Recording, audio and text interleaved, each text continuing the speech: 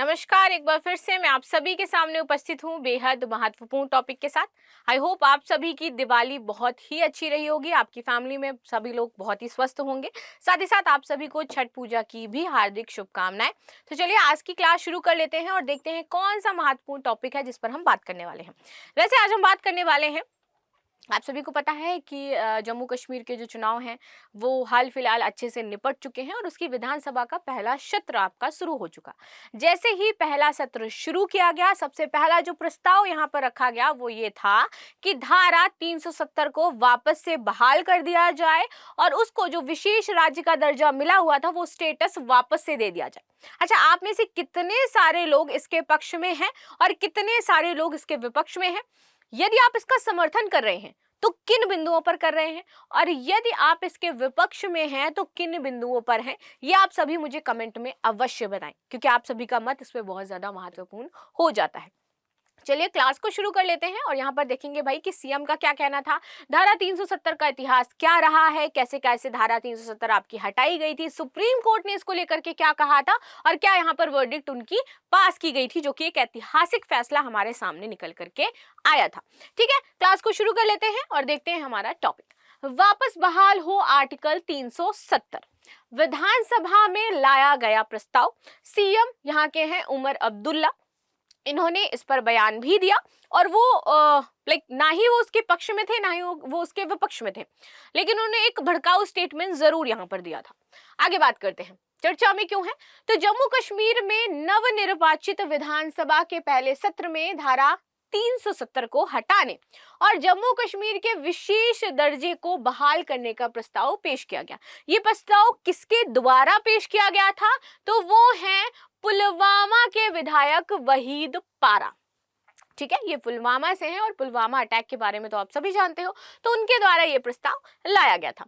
भाजपा द्वारा टिप्पणी को हटाने और प्रस्ताव को अस्वीकार करने की मांग के बाद यहाँ पर विधानसभा में हंगामा शुरू हो गया। बात कर लेते हैं नई विधानसभा सत्र की कि ये कब तक आपका रहने वाला है, तो सत्र आपका 8 नवंबर को फाइनली समाप्त होगा। 8 नवंबर तक आपकी कुछ जो विशेष मुद्दे हैं जम्मू कश्मीर को लेकर के उनके बारे में यहाँ पर चर्चा की जाएगी, तो कुछ महत्वपूर्ण फैसले हमें 8 नवंबर तक शायद देखने को मिल सकते हैं। ठीक है, आगे आ जाते हैं। महबूबा ने प्रस्ताव की सराहना की।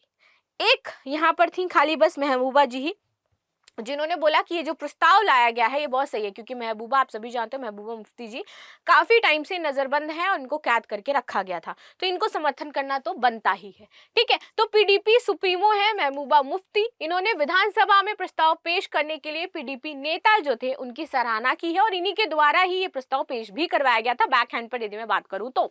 ठीक है, महबूबा मुफ्ती ने अपने एक्स अकाउंट पर कुछ बातें लिखी, वो ये थी कि अनुच्छेद 370 को हटाने का विरोध करने और विशेष दर्जा बहाल करने के संकल्प के लिए वहीद पारा द्वारा जम्मू कश्मीर विधानसभा में प्रस्ताव पेश करने पर मुझे काफी गर्व महसूस हो रहा है। तो इनका कहना था कि भाई ये बहुत अच्छा काम किया गया है कि जम्मू कश्मीर को वापस से 370 लाने के लिए बात कही गई, और यदि मैं वास्तविकता की बात करूं तो रियलिटी में तो ये कभी नहीं होने वाला है।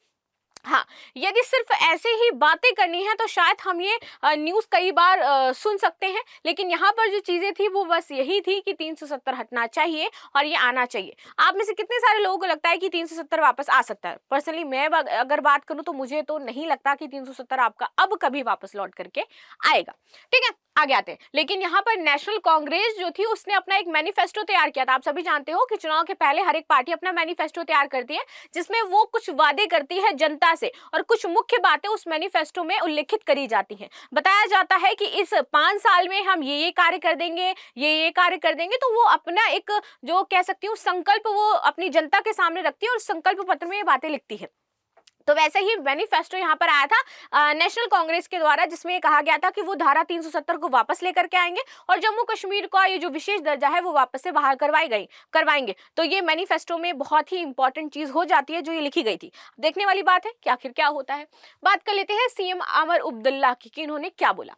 देखिए, जम्मू कश्मीर के मुख्यमंत्री अमर अब्दुल्ला ने कहा कि प्रस्ताव केवल कैमरों के लिए पेश किया गया था और इसका कोई वास्तविक महत्व नहीं है। उनका कहना था कि खाली बस ये जो पीडीपी पार्टी है ये चाहती है चर्चा में बनी रहे, और चर्चा में बने रहने का सबसे महत्वपूर्ण मुद्दा हो जाता है धारा 370 के बारे में आप बात कर लीजिए। और जैसे ही ये प्रस्ताव पेश किया गया तो कैमरे आपकी तरफ घूम गए। तो ये सिर्फ और सिर्फ अपने आप को पॉपुलर करने के लिए एक रणनीति अपनाई गई है। बाकी यदि मैं वास्तविकता की बात करूं तो इससे इसका कोई संबंध नहीं हो जाता है। सीधा आगे आते हैं, अगर प्रस्ताव के पीछे कोई वास्तविक इरादा होता तो इस पर नेशनल कॉन्फ्रेंस के साथ चर्चा की जानी चाहिए थी, क्योंकि नेशनल कॉन्फ्रेंस जो है उसने भी बोला था कि मेरे मैनिफेस्टो में चीजें होंगी, तो आपको पहले इस पर बात करनी चाहिए थी, और बात करने के बाद तब आपको प्रस्ताव ये पेश करना चाहिए था।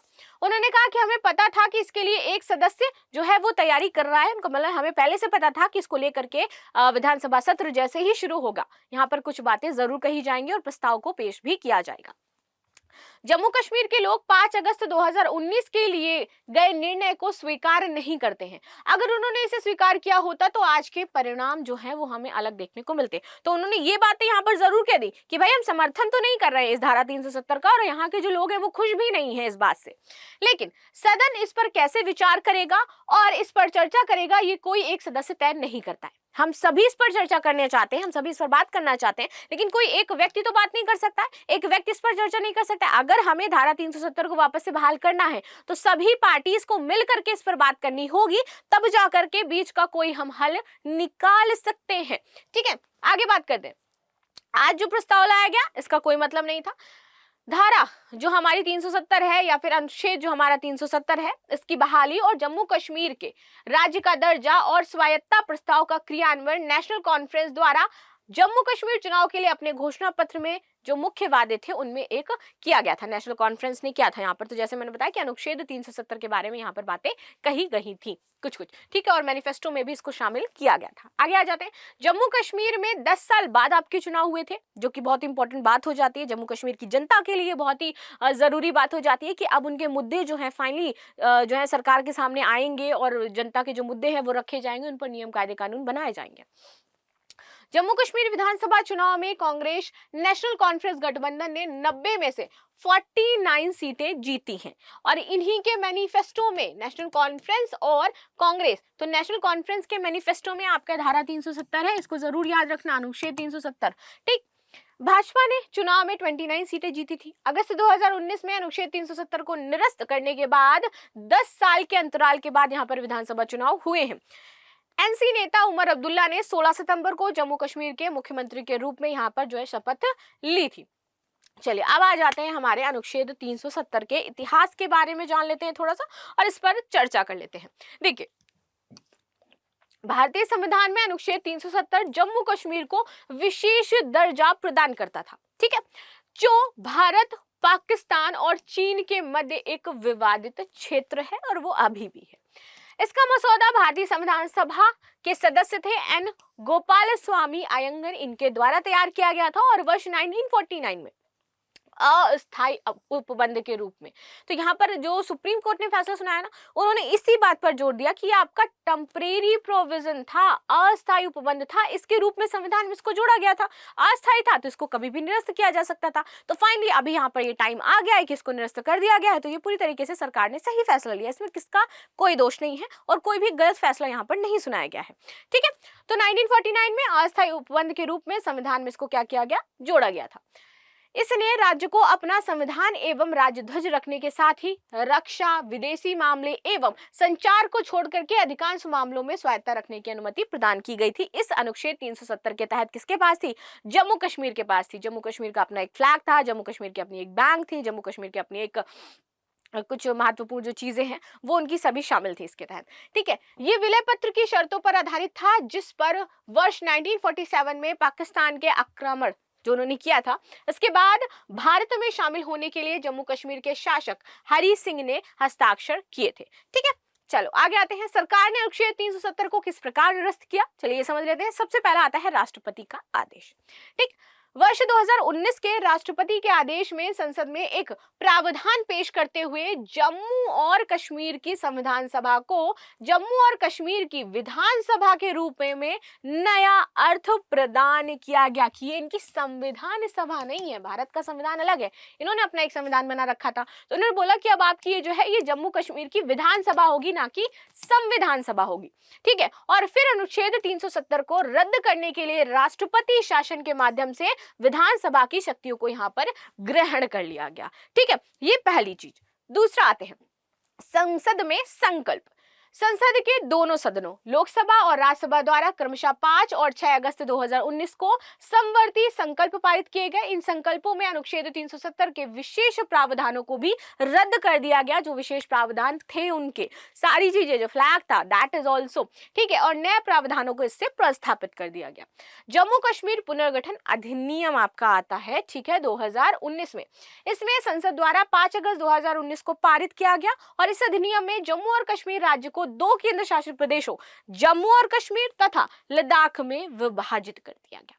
ठीक है, ये 3 पॉइंट्स के थ्रू यहां पर काम किए गए थे। आगे बात कर लेते हैं सर्वोच्च न्यायालय ने इसको लेकर के क्या कहा था। जब मामला बहुत ज्यादा चिढ़ा, बहुत ज्यादा इसका विवाद होने लगा, पाकिस्तान आज भी ये मुद्दा यूएन में, यूनाइटेड नेशन में उठाता है, अनुच्छेद 370 की बात करता है। ठीक है, तो यहाँ पर सर्वोच्च न्यायालय ने अपना भी निर्णय सुनाया और वो उन्होंने 11 दिसंबर 2023 को बोला कि भारत के माननीय सर्वोच्च न्यायालय ने अनुच्छेद 370 और 35A को निरस्तीकरण का अपना एक ऐतिहासिक निर्णय सुनाया था कि ये पूरी तरीके से अब निरस्त हो चुका है। इस निर्णय के माध्यम से न्यायालय ने भारत की संप्रभुता एवं अखंडता की संपुष्टि की, जिसे प्रत्येक नागरिक अपने मन में संजो करके रखता है। उन्होंने बोला कि विशेष दर्जे का मतलब ये नहीं होता है कि आप भारत से अलग हो गए हो, आप भारत में ही हो, आप भारत से अलग नहीं हो सकते हो। ठीक, और ये जो अनुच्छेद 370 था, ये ऐसा लगता था कि आपको अलग कर रहा है भारत से, और इसीलिए भारत की एकता और अखंडता बनाए रखने के लिए इसको हटाना पूरी तरीके से सही है। सर्वोच्च न्यायालय ने माना कि 5 अगस्त 2019 को अनुच्छेद 370 को निरस्त करने का सरकार का निर्णय, जिसने तत्कालीन जम्मू कश्मीर राज्य के विशेष दर्जे को भी समाप्त कर दिया, संवैधानिक एकीकरण को बढ़ावा देने के लिए लिया गया था, ना कि उसके विघटन के लिए लिया गया था। न्यायालय ने यह भी माना कि अनुच्छेद 370 एक अस्थायी प्रावधान था और जम्मू कश्मीर राज्य की कोई आंतरिक संप्रभुता नहीं थी। ये देश की संप्रभुता है, देश की एकता है। जम्मू कश्मीर अकेले कोई अपनी आंतरिक संप्रभुता नहीं रखता है। ठीक है, न्यायालय ने यहाँ पर यह कहा कि अनुच्छेद 370 2 प्राथमिक कारणों में से एक अस्थायी प्रावधान है। इसमें एक है आपका संक्रमणकालीन उद्देश्य की पूर्ति, जो उस दौरान हो रही थी, जो जम्मू कश्मीर की संविधान सभा की स्थापना के लिए एक अंतरिम व्यवस्था करना था। ठीक है, जिसे राज्य संविधान का मसौदा तैयार किया गया था। और दूसरा था, इसका उद्देश्य 1947 में राज्य में व्याप्त युद्ध जैसी स्थिति के मद्देनजर जम्मू कश्मीर के भारत संघ में एकीकरण को आसान बनाना। तो इस 2 पॉइंट्स के तहत ये सारी चीजें हमारी की गई थी। तो ये बातें यहाँ पर कही गई है। आप सभी इन पर अपना क्या व्यू रखते हैं, क्या पॉइंट ऑफ व्यू रखते हैं, तो मुझे अवश्य कमेंट में बताएं। मिलते हैं नेक्स्ट क्लास में, तब तक के लिए धन्यवाद और लाइक शेयर सब्सक्राइब करना बिल्कुल भी ना भूलें and thank you so much.